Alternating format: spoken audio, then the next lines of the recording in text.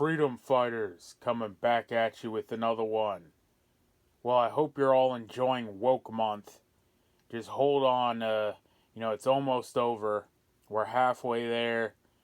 We're halfway there. Whoa, living on a prayer. Take my hand, we'll make it, I swear. Whoa, living on a prayer. Yeah, alright. Yeah, I saw this video the other day on Twitter that I wanted to talk about. And I can't remember who posted it. If it was Jack Posobiec or, one of these guys. But it was from this influencer guy called John. And I think it was spelled Jon. But I can't remember. And the guy has nothing to do with politics or anything like that. I'm not even sure what he does, but I'm guessing he does some kind of, product reviews or, video gamer or something. They just said John, who's a big influencer with millions of followers, came out, against the Trump verdict and came out as a Republican or something like that. And he was basically saying, like, all these companies I work for, he's like, I see their woke stances, and, he's like, I really don't care, but, they somehow seem to have a problem whenever I say something that goes against the agenda. And, he said, there's been countless companies I work for that have BLM or, woke LGBTQ pluses and all this stuff. And he's like, okay, whatever. But, he puts something in his, headline or his bio. And then they're like, shut it down, man, take it off. Well, after the Trump verdict, that's basically what he was saying. He's like, I don't even care anymore. He's like, I'm just going to say what I got to say. If all these companies drop me, whatever. Because it's got to stop. And people act like, at the end of June, the woke month just stops. It's year round now. It's all the time. It's not just June, but that brings forward the question, and the topic that I wanted to talk about today was would you take the dollar, the woke rainbow corporate American Federal Reserve slave debt note dollar? How's that for an explanation of our money? But yeah, man, it brings up this point I remember seeing one time from Vivek Ramaswamy when he was running for president, and people were often calling out that, he took Soros money. They said, oh, well, you went to college on some kind of Soros grant. You took this foundation, and he answered it perfectly. And he was like, yeah, I mean, at that time, you'd be stupid not to take that money. And he's like, yeah, as a broke college kid, if some leftist mega millionaire or billionaire, I'm not even sure what he is, says he wants to, give you some money towards your college and give you a scholarship or a fund, he's like, you take it. And I kind of wanted your guys, opinion on all that. So yeah, I mean, if you were offered today, by Soros or you name it, the Rothschilds or Obama, Obama has a, video network or a movie studio, and you're an upcoming filmmaker, and then all of a sudden Obama's like, hey, we'll drop some cash on that. We like that idea. Do you just hold still to principle and say, you know what, I don't want any of your money? Or do you take it and then use it against them?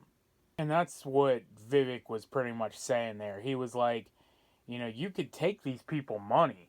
It's not, it doesn't have to be above you to be like, I'm holding to my principles and I'm not going to, take their woke dollars. You can use those woke dollars against them. Yeah, and a couple videos back on the Buddy Brown video, when I said, I was watching through all his content, I saw this one video, I forget what it was labeled, but he was like, they tried to get me to sell out or something like that. And he talked about how Bud Light contacted him and offered him some kind of plan or something like that, or some kind of contract to become a spokesperson or sponsored for Bud Light, and he turned it down.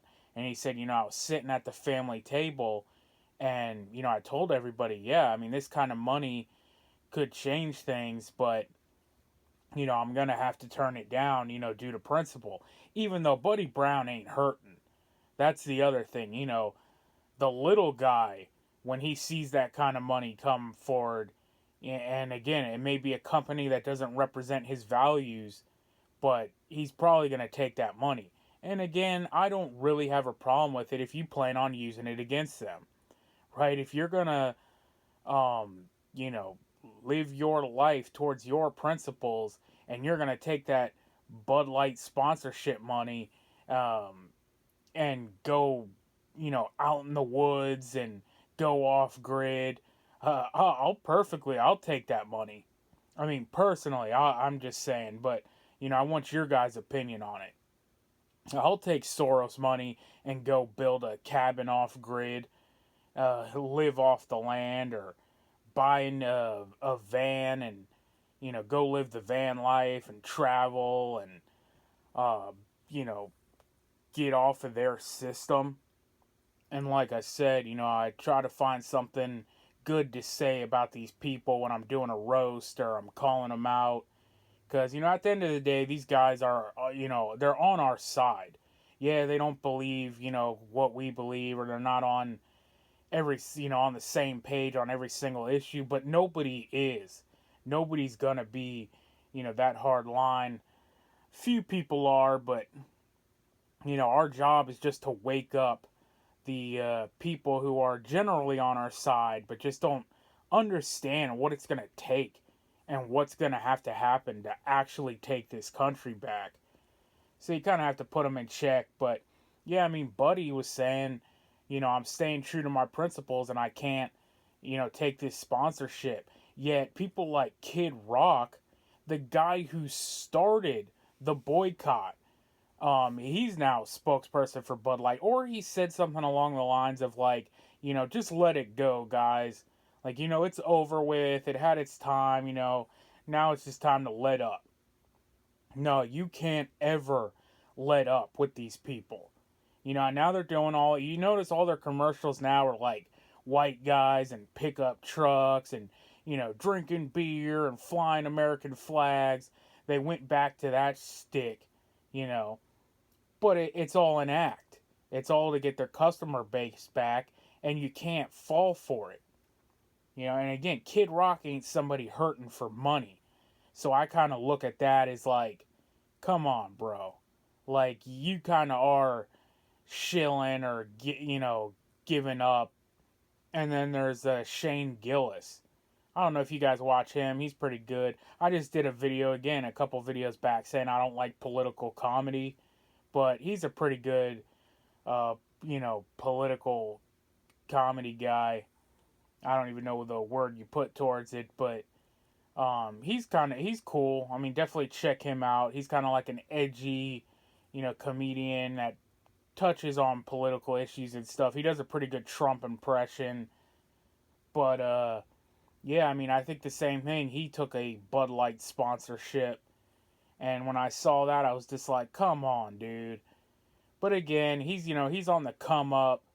I mean, I'm sure he's rich in, our standards.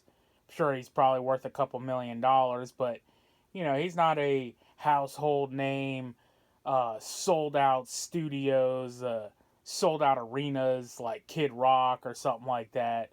Multiple albums, millions and millions of dollars. So it's like, I can give the guy a break for going with Bud Light, but it just brings, the larger conversation at hand I wanted to have with you guys is, would you take the money? And, I was thinking about it and I'm like, yeah, personally, like I said, if I was offered from any one of these people, like I said, Soros or Rothschilds or whatever, and they were just like, oh yeah, we want to give you some kind of foundation for, content creators or something like that. And I'm like, heck, I'll take it. So what's your guys' opinion, man? And just trying to make it through this month, hold on. But till the next one, you know what it always is. We are on our own. No one's coming to save us. So get right with God, because only God can save you. Freedom Fighters out.